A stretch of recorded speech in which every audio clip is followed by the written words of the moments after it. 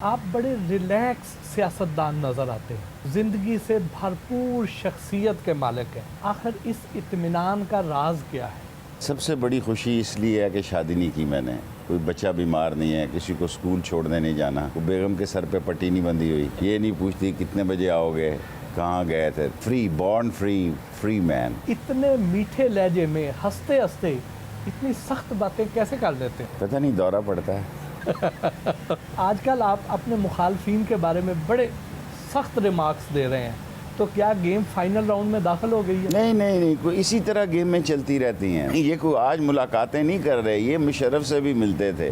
نواز شریف صاحب نے رحیل شریف کو کہا کہ میڈیشن کراؤ طاہر القادری کے درمیان اور عمران خان کے درمیان۔ زبان سے کچھ ہیں، دماغ سے کچھ ہیں، دل سے کچھ ہیں، دکان لگائی ہوئی ہے بس۔ بچپن میں لوگ ڈاکٹر بننا چاہتے ہیں، انجینئر بننا چاہتے ہیں، کوئی ایکٹر بننا چاہتا ہے۔ کس سے انسپائر تھے کہ سیاستدان بننے کا شوق تھا؟ انسپائر تو میں جن لوگوں سے تھا وہ نہیں بن سکے، حالانکہ شورش کشمیری سے میرا بڑا بچپن میں تعلق تھا، چوہدری ظہور سے بھی تعلق تھا، لیکن جو میرے آئیڈیل لوگ تھے اس کو اس قوم نے مسترد کر دیا ووٹوں میں ان کو۔ جب آپ کونسلر بننے کے خواب دیکھا کرتے تھے، اس وقت کبھی ذہن میں آیا تھا کہ آپ پاکستان کی سب سے مقبول شخصیت بھی بنیں گے؟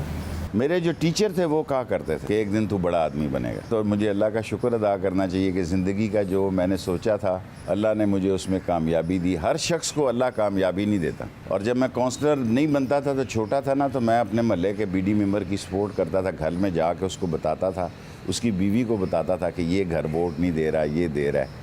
تو جس دن وہ اکمل میرا بی ڈی ممبر بنا تو میں نے سمجھا کہ میں جیت گیا ہوں، لیکن میں ان کے گھر کو بتا دیتا تھا کہ فلانا گھر آپ کو ووٹ نہیں دے رہا، فلانا۔ میں بچہ تھا لیکن میں نظر رکھتا تھا کہ کون ووٹ۔ ایون محلے میں اگر ہمارے زمانے میں مرغیاں بکری ہم گھروں میں رکھتے تھے، یہ اس زمانے میں یہ برا نہیں سمجھا جاتا تھا، انہی گھروں میں۔ تو اگر کسی کے محلے میں بکری بچہ دے تو وہ بھی میں اپنی ماں کو آ کے بتاتا تھا۔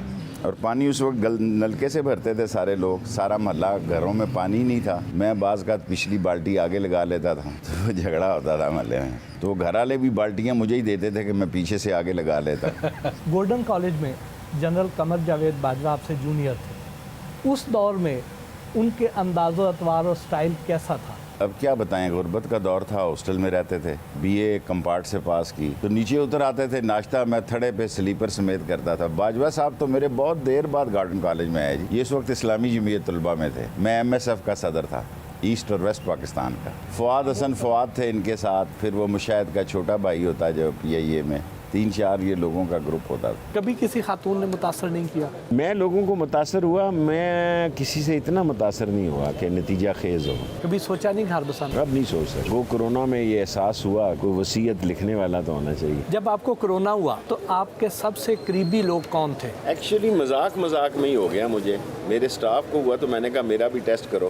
وہ ٹی وی پہ سلائیڈ چلی تو جنرل باجوہ صاحب کا، قمر جاوید باجوہ کا فون آ گیا، دیکھی کہ پنڈی نہ ہسپتال داخل ہو جائے۔ اتنے میں 2 گاڑیاں آ گئی، 2 کرنلز آ گئے، میں تو پھر آ گئے۔ میرے 3 دن تو بڑی بھاری تھے، میں یہ سوچ رہا تھا کہاں ماں کے ساتھ دفن ہونا، یہ لال حویلی کے نیچے ہونا ہے، لیکن میں نے ان جنرلز کو کہا کہ مجھے ایک سگار پینے دینا مرنے سے پہلے۔ انہوں نے کہا جی سگار آپ نہیں پی سکتے۔ میں نے کہا پھر لاسٹ مومنٹ کم، آپ سمجھیں میری موت کو 1 گھنٹہ رہ گیا۔ تو جو آپ کے قریبی لوگ تھے ان میں سے تو نہیں کوئی متاثر ہوا؟ میرا سٹاف تقریباً آلموسٹ، دونوں بچے اور وہ کچن بھی متاثر تھا، بیٹ مین بھی متاثر تھا۔ آپ کہتے ہیں کہ لال حویلی کا تعلق سری نگر کے لال چوک کے ساتھ ہے، جب وقت آئے گا تو پتہ چلے گا، یہ کیا ہے؟ میرے مرنے کے بعد جو تاریخ لکھیں گے وہ لکھیں گے کہ میں نے کشمیر میں کیا کیا، ابھی میں کچھ نہیں کہہ سکتا، لیکن میرے مرنے کے بعد میر واز صاحب اور گیلانی صاحب اور اپنے نوجوان جو ہمارے ہیں وہ بہتر بتائیں گے۔ کشمیر کب تک آزاد ہو جائے گا؟ معلوم نہیں، جب تک ایک بھی کشمیری زندہ ہے کشمیری کی جدوجہد جاری رہے گی۔ کشمیر کو بالآخر آزاد ہونا ہے، یہ نہیں میں کہہ سکتا کب ہوگا۔ کیا مستقبل قریب میں پاک بھارت جنگ کا بھی کوئی اندیشہ ہے؟ مودی کے دور میں اس کے بڑے خطرات ہیں۔ مودی جو ہے، کیونکہ اس نے فرسٹ ٹائم یہ پالیسی اپنائی ہے کہ انڈیا جو نان الائنڈ تھا اور غیر جانبدار ملکوں کا رکن تھا، اب امریکہ کے جیب کی گھڑی اور ہاتھ کی چھڑی بن گیا ہے۔ سو اٹس ویری ڈینجرس، کیونکہ امریکہ کے آرمز اور یورپین ویپنز وہ سارا رشیا پہ ڈیپینڈ کرتا تھا، اب اس کے بعد بڑے لیٹسٹ آرنامنٹ آ گئے ہیں۔ آپ کہتے ہیں کہ آنکھیں کھلی رکھیں گے तो सी पैक मुकम्मल होगा। इस पे कुछ छोटी मोटी کان بھی کھلے رکھیں گے, آنکھیں کھلی رکھیں گے. انٹرنیشنلی بہت بڑا طوفان ہے سی پیک کے خلاف, سب مخالف ہیں, اور دنیا میں ایک تھرڈ ورلڈ وار کو ہوتا ہوا میں دیکھ رہا ہوں.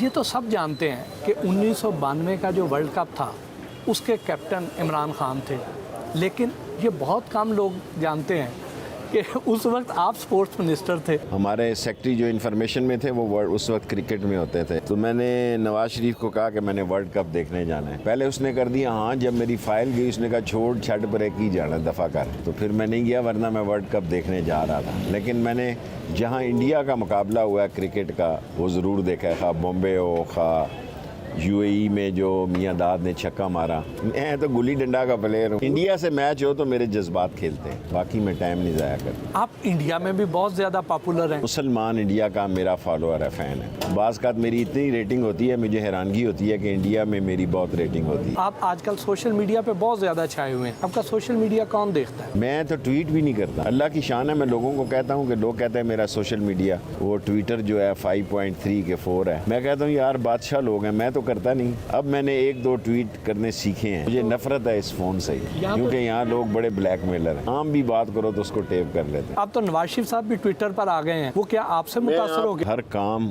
عمر کے حساب سے کرنا چاہیے. ٹویٹر جو ہے وہ ینگ لوگوں کا کام ہے. ڈھلتی عمر میں اور آخری 5 اوور میں اگر آپ اس کام میں پڑ گئے, اس کام میں اب ساری دنیا لے, وہ کام کیا جس کو ساری دنیا کر رہی ہو. آدمی کو وہ کام کرنا ہو جو کوئی نہ کرے. سو that is Sheikh Rashid. You should do a job which is not going to be done by any body.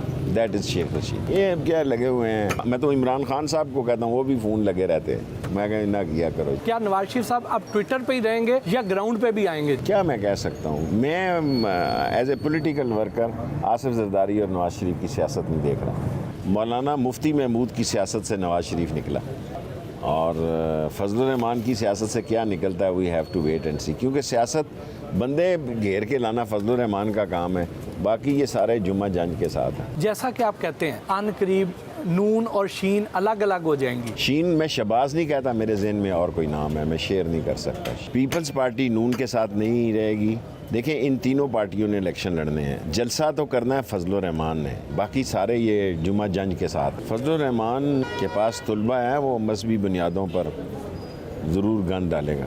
Zardari صاحب پر اسٹیبلشمنٹ کے ساتھ مل کے بلوچستان حکومت گرانے کا الزام ہے, سینٹ الیکشن الٹانے کا الزام ہے, تو کیا زرداری صاحب کا سیاسی مستقبل آپ کو نظر آتا ہے؟ زرداری اسٹیبلشمنٹ کے ساتھ جائے گا. پاکستان کی اسٹیبلشمنٹ بہت مضبوط ادارہ ہے, زندہ ادارہ ہے, اور پاکستان کی بیک بون ہے, پاکستان کی پاک فوج. کسی کو غلط فہمی نہیں ہونی چاہیے. کیا آپ کو بلاول بھٹو سے واقعی محبت ہے؟ اور میرا تو بریک اپ ہونے والا ہے. لیکن آپ تو انہیں محبت بھرے پیغام بھیجتے رہتے. بھیجتا رہا ہوں, اب پتہ نہیں بریک اپ کی جانب جا رہے ہیں. آپ کی طرف سے یا ان کی وجہ سے؟ اس کی طرف سے. میرا تو وہی خلوص بھرا دل ہے اس کے لیے. 2023 کا پنجاب کس کا ہوگا؟ مقابلہ نون اور تحریک انصاف میں ہوگا.